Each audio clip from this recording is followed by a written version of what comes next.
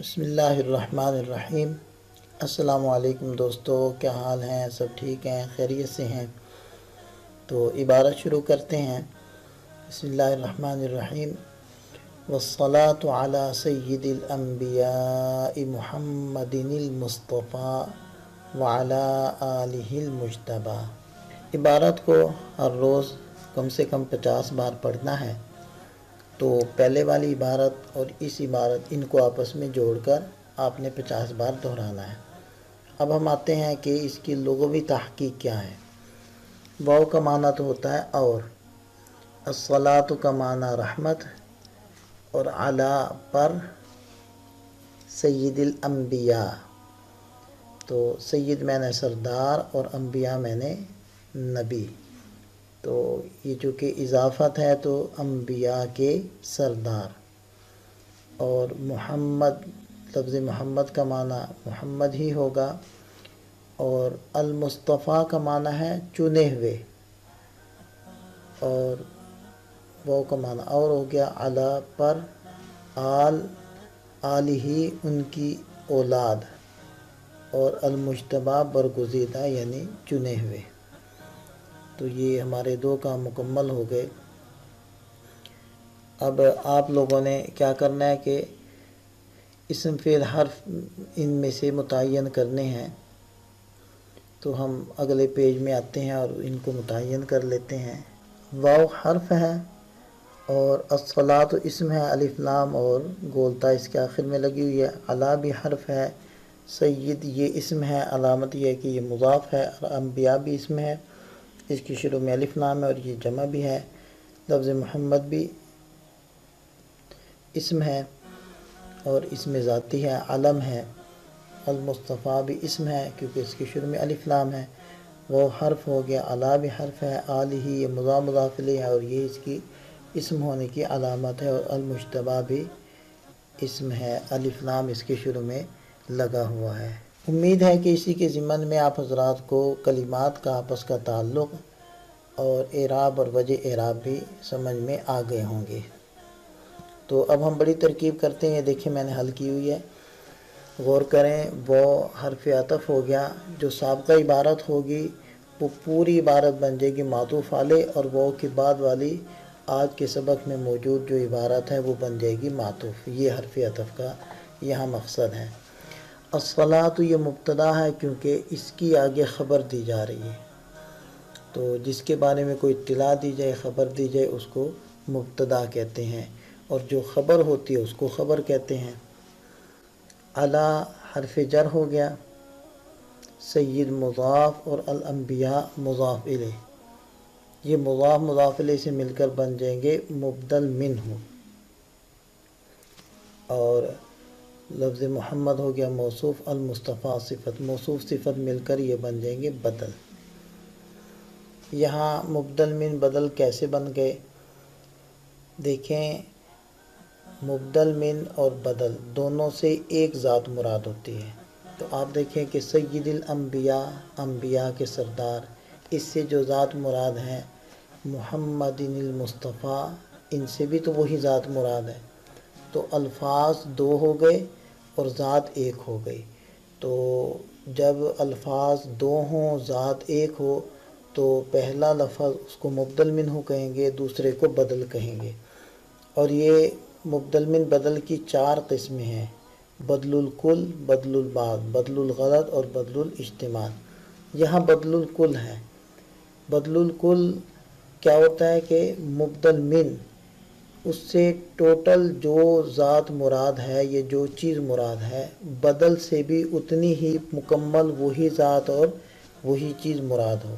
تو یہاں سید الانبیاء، اس سے جو ذات مراد ہیں، جو ہستی مراد ہیں، محمد المصطفیٰ سے بھی وہی ہستی مراد ہے، تو یہ بدل الکل ہوا۔ تو مبدل من بدل۔ یہاں ایک اور چھوٹی سی بات ہم کر لیتے ہیں کہ محمد دال کے بعد ہم نون بھی پڑھ رہے ہیں، حالانکہ یہاں نون تو موجود نہیں ہے۔ اصل میں ہو یہ رہا ہے کہ اگر لفظ محمد مضاف نہ ہو تو اس کے اخیر میں آئے گی تنوین، اور یہ چونکہ بدل ہے اور مبدل من، یہ جو سید الانبیاء ہے یہ مبدل من ہے، یہ مجرور ہے علا کی وجہ سے، اور بدل بھی چونکہ تابع ہوتا ہے اور تابع کے اعراب مطبوع والے ہوتے ہیں تو لفظ محمد بھی مجرور ہے، تو ہم اس کو پڑھیں گے محمدن۔ تو تنوین کیا ہوتی ہے؟ دو نون ہوتے ہیں، پہلا نون متحرک، دوسرا نون ساکن۔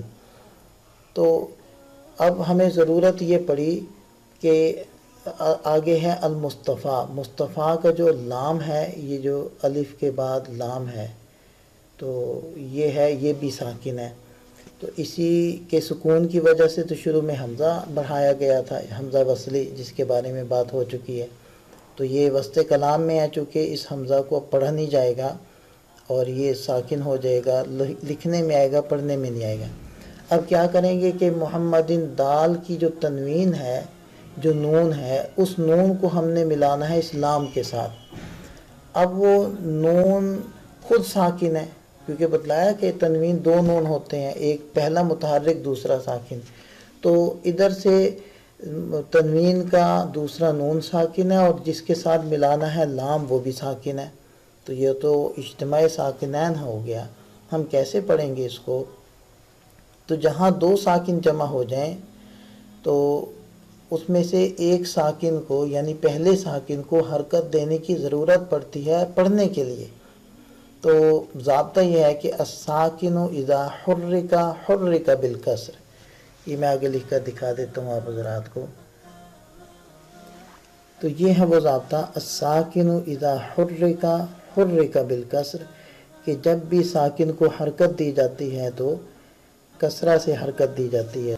دوسرا نون تنوین کا چونکہ ہم نے اس کو حرکت دینی ہے تو اس کو ہم دیں گے حرکت کسرہ کی، جب ہم اس کو کسرے کی حرکت دے کر پڑھیں گے تو پڑھیں گے محمد دین المصطفیٰ۔ آپ حضرات نے دیکھا ہوگا قرآن پاک میں بعض مقامات پر جہاں ایسی صورت بنتی ہے، چھوٹا سا نون نیچے لکھ کر اس کے نیچے کسرہ دیا ہوا ہوتا ہے، یہ اصل میں یہی تنوین والا نون ہوتا ہے، چونکہ ضابطہ اب آپ حضرات نے پڑھ لیا، اب آپ ضابطے کے مطابق ہمیشہ یاد رکھیں گے اور یاد رکھنا چاہیے، اور اب آپ کے لیے چھوٹا سا نون لگانے کی ضرورت نہیں ہے، البتہ جو ضابطوں سے واقف نہیں ہوتے تو ان کی آسانی کے لیے نون لکھ دیا جاتا ہے۔ تو مبدل من بدل مل کر یہ علی حرف جر کے تحت داخل ہو کر یہ بن جائیں گے جار مجرور، یہ آگے یہ جار مجرور مل کر یہ ہو جائیں گے معطوف علیہ، یہاں تک ہم پہنچ گئے۔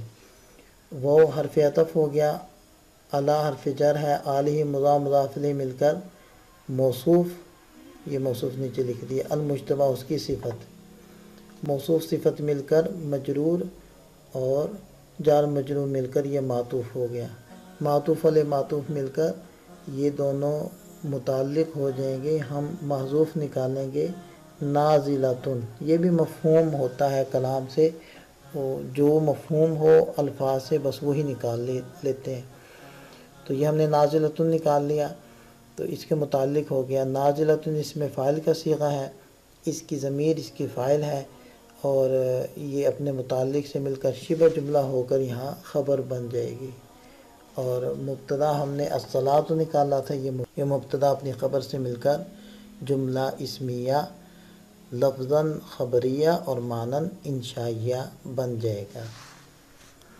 اب ہم ترجمہ کر لیتے ہیں، اور رحمت نازل ہو، رحمت معنی ہو گیا الصلاۃ کا، رحمت نازل ہو، نازل محذوف ہے، کس پر؟ علی سید الانبیاء، انبیاء کے سردار، یعنی محمد المصطفیٰ، محمد صلی اللہ علیہ وسلم جو المصطفیٰ چنے ہوئے ہیں، تو ملا کر لیں گے، اور رحمت نازل ہو انبیاء کرام کے سردار حضرت محمد صلی اللہ علیہ وسلم پر جو چنے ہوئے ہیں، وعلی آلہ اور ان کی آل پر، المجتبی جو برگزیدہ ہے یعنی چنی ہوئی ہے، ایک ہی معنی ہے المجتبی اور المصطفیٰ دونوں کا، تو مزید میں ایک بات دہرا دیتا ہوں، اور رحمت نازل ہو انبیاء کرام کے سردار حضرت محمد صلی اللہ علیہ وسلم پر جو چنے ہوئے ہیں اور ان کی چنی ہوئی آل پر یا پسندیدہ آل اور اہل بیت پر۔ یہ آج کا سبق مکمل ہوا، اپنی دعاؤں میں یاد رکھیے گا۔ السلام علیکم۔